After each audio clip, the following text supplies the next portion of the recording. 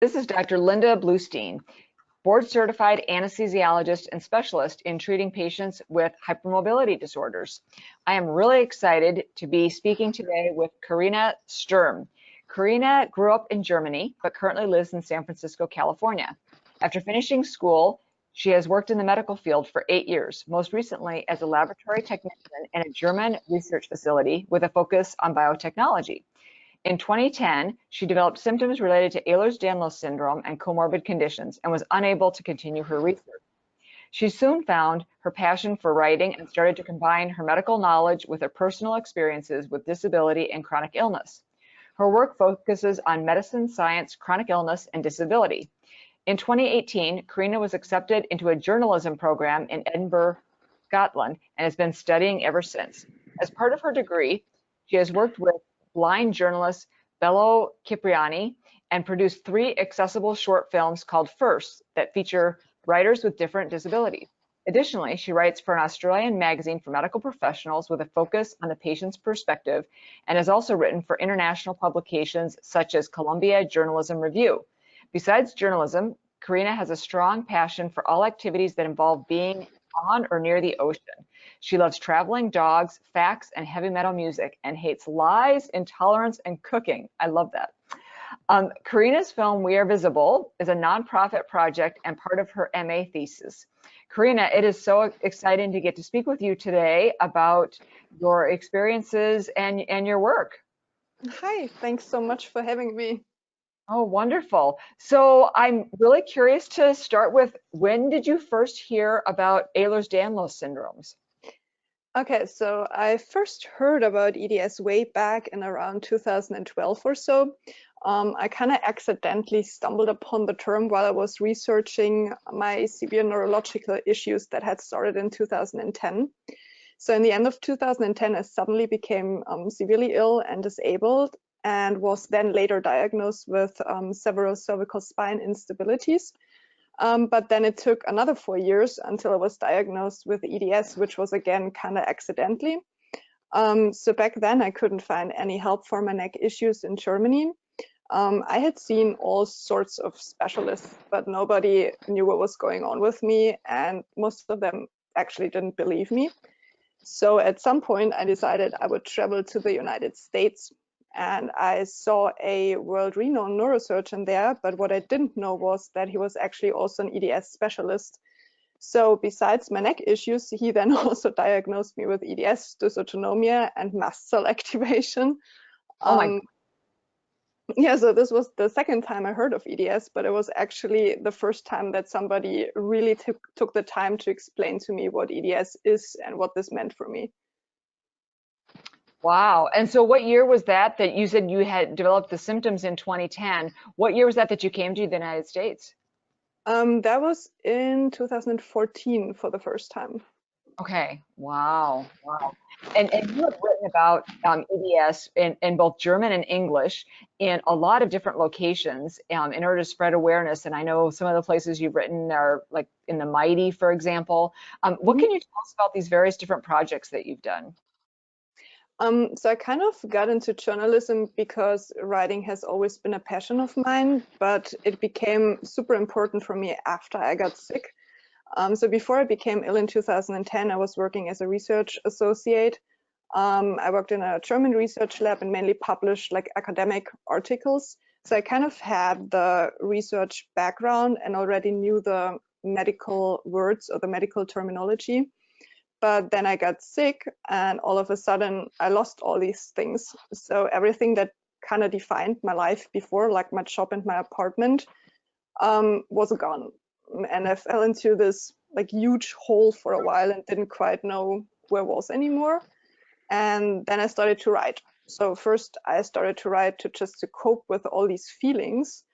But then I began to combine my medical background with my personal experience and published, like a couple of medical articles, mainly about EDS and related conditions, and then personal essays.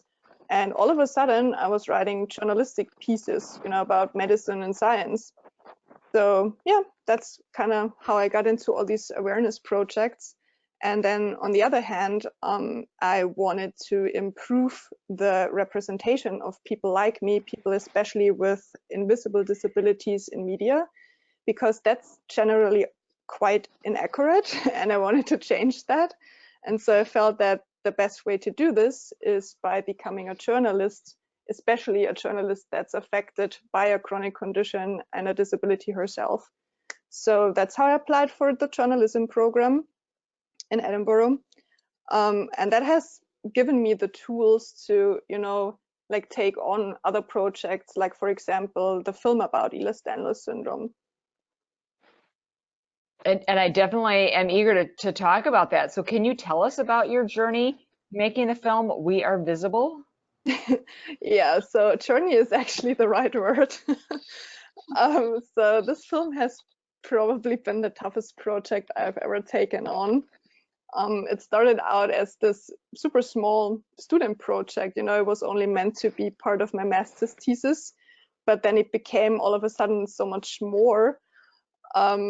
So back in 2018, when I received the letter that I was accepted into my journalism program, I already knew that I wanted to produce a documentary about EDS for my thesis.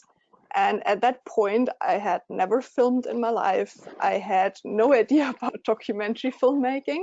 But the one thing that I knew was that I really needed to do this because film is a great medium, or I thought at least that it would be a great medium to, show those invisible struggles that we have and to kind of try to make other people understand what we are going through. So that's why I made the film. And then the whole filming took about 14 months to produce, from starting to film until editing and then finally actually releasing the film. I filmed families with EDS in 6 different countries. So I filmed in Germany, in Malta, in the UK, in the US, in the Netherlands, and in Belgium. And I spent around, let's say, 4 days with every family. And we focused on like specific challenges in each country. And overall, all those families together basically, created like the full picture of EDS. And how did you come up with the idea to talk to people in all those different areas? I think that was such a great thing that you did in order to really show a whole range of different people. But that obviously made the project so much more time intensive and labor intensive. Yeah, it definitely did. So first I just thought about having just one individual with EDS and spend more time with like this one person and create a short film about that. But then I realized that, in order to like really show all the differences also in the healthcare systems, because different countries have different health systems and the accessibility to specific experts, I needed to have, more than just one person representing the whole spectrum. So that's when I started to look for, people in other countries, mainly countries that I could easily access. Yeah, and then at some point we just had the 6 families in 6 countries, and I was like, okay, then let's just do that. Yeah, that's fantastic. And when you did that and you had the 6 families in 6 different countries, I mean, this is I think to me valuable information for people, not just specifically about EDS, but for medical care in general. You must have learned a lot of interesting things about how healthcare works in different countries. I don't know that somebody should be looking at that as a way of figuring out how to improve healthcare delivery. Did you have any interesting observations that you could share? Well, mainly that in the United States, your quality of life largely depends on your finances. So that was something I had experienced myself, coming from Germany and then living in the US. It was quite a challenge. So the European health system overall differs a lot from the United States. But then on the other hand, you have a lot of great experts in the United States. So if you have the access to these experts, then you have like great care for EDS, which you sometimes don't have in countries like Germany. So there is like a pro and a con, in every country, I guess. Sure. Interesting. That's interesting. And what would you say were the most challenging aspects of making the film? Oh gosh, honestly, there were more challenges than I could have ever imagined. So Hmm. the first challenge was probably to find the people that actually wanted to be involved in the film. Not everyone is comfortable, with sharing all those struggles, publicly, and also trusting me that I represent them in an accurate way. And then also I had a limited amount of time. I had like no funding at all, so I did all this self-funded, and pretty much restricted access to specific countries depending, where I could travel with my own health issues and my budget. Then there were issues like, logistics, flights that were canceled, taxis that didn't pick me up as planned, trains I missed, disability services at airports just not working out at all. Then the physical limitations, not only of myself, but also of the people that I filmed, right? Because they all had EDS themselves. So one time, for example, I was unable to walk because I was in just so much pain, but I still needed to film. So I used an office chair and just sat on it and moved around with a chair in the family's living room and filmed from there, which was probably the weirdest picture ever. Then another time, for example, I wanted to film this girl, and we had all this like huge plans where we would go, but then she became severely ill with complications from Ehlers-Danlos syndrome and had to go to the hospital. So we had to film spontaneously at the hospital, which probably couldn't be more accurate to, show our reality. Right. Um, and then, there was the exhaustion from filming, which has caused me to be in a pretty bad place health-wise right now. Hmm. Um, and then, there are other things like typical filmmaking challenges, like, all the ethical questions you have to consider, camera equipment spontaneously breaking, events that don't work out as you've planned them. So overall, there were like always problems to be fixed, Hmm. but I really don't regret any second of it. It was amazing to meet all these great people, and they've given me so much. So I wouldn't change a thing. Fabulous. And I'm sure that some people listening to this will have seen the film, but then there's probably going to be some other people that have not. Would you be able to explain a little bit more about how the film is accessible and how people might be able to, I mean, because I'm sure they're going to be the ones that haven't seen it are definitely going to want to see it now. Yeah, sure. So I have this film website. It's called www.we/r-visible-film.com. So it's the official film website, which has all the information about the film and the events that we are planning. We actually have some larger screenings planned. So, for example, one will be in Orange, California in January, which has lots of spaces free, so people can sign up for this one. We also have some smaller screenings. So, for example, there is one in Oakland in Northern California, which is almost full. Then we have a smaller one in Boulder, Colorado. And then we will have two bigger ones in the Netherlands next year. So that's people can, find out more about the events and join for one there. And if they can't, we also plan to have the film up and running on a video on demand platform by the end of 2020. So then it's accessible for everyone. Oh, excellent. And at some of these showings, you are actually physically going to them, right? Yes, we have a couple of Q&As at the end. So sometimes I just Skype in, for example, in Boulder, Colorado, because that's just too far for me to travel. Sure. But I will be in Orange, California. So I will give an introduction and then also a Q&A at the end. And I also will be in the Netherlands for, like the whole film screening and a Q&A. Wow, that's fantastic. And we will definitely make sure to share that information at the end as well, so people can have the dates and all of that. So, what other future plans do you have? So for myself, I hope that I can make more films because I really have a passion for this now, and I would love to talk more about chronic illness and disability just to teach people, the people around us, more about these topics, and also to kind of improve the representation in media. But right now I'm not exactly sure if I can really do that, because my body is not very much in agreement with the whole physical strain of filming.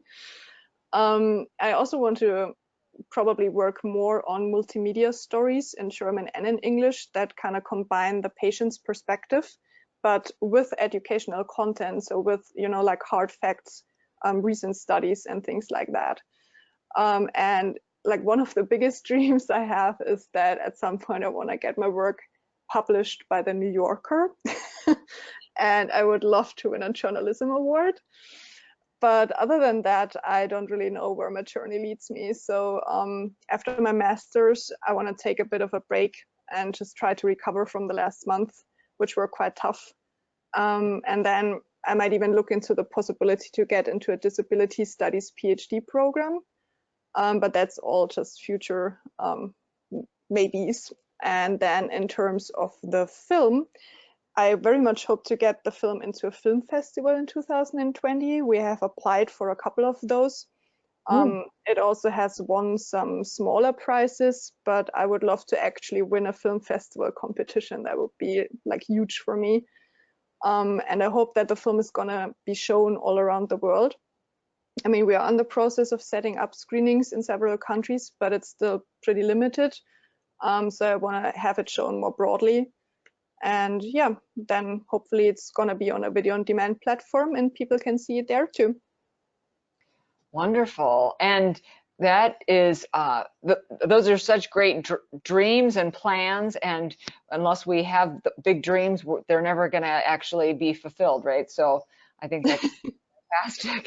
And you obviously set your sights on things and get them done. So you've accomplished a tremendous amount despite having so many challenges. So can you also tell people, more where they can find out about the future showings of the film and where they can find out more about you? Yeah, sure. So the future films, or the showings are going to be on the website, on wearevisible.com. And then I have also a personal website. It's karina-sturm.com.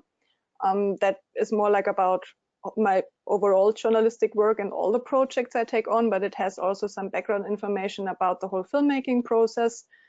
And I have several social media channels. So for example, the one I update the most is my public Facebook profile, which is at Karina Sturm 86.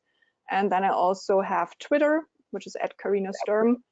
And all the other like social media channels are linked on my websites, so you can easily find them.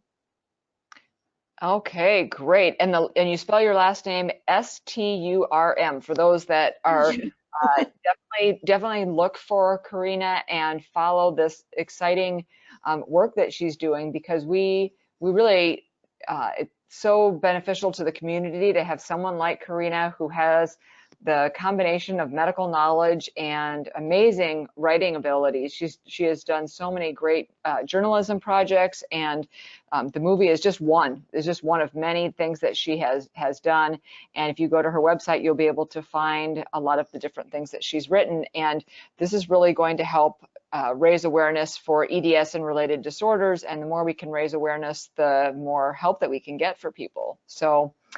Well, Karina, it was so great to chat with you today, and this has been sponsored by EDS Awareness, and this is Dr. Linda Bluestein, and today I was speaking with Karina Sturm about her various different projects, but in particular about her movie, We Are Visible. If you have not yet seen it, you should definitely see it. It is a very important piece, and share with your friends as well. The more people that see it, the more people will be aware of these disorders and the implications. So thank you so much, Karina, for chatting with me today. Thank you so much. It's been great chatting with you, and we'll catch you next time. Yeah. Bye-bye. Bye.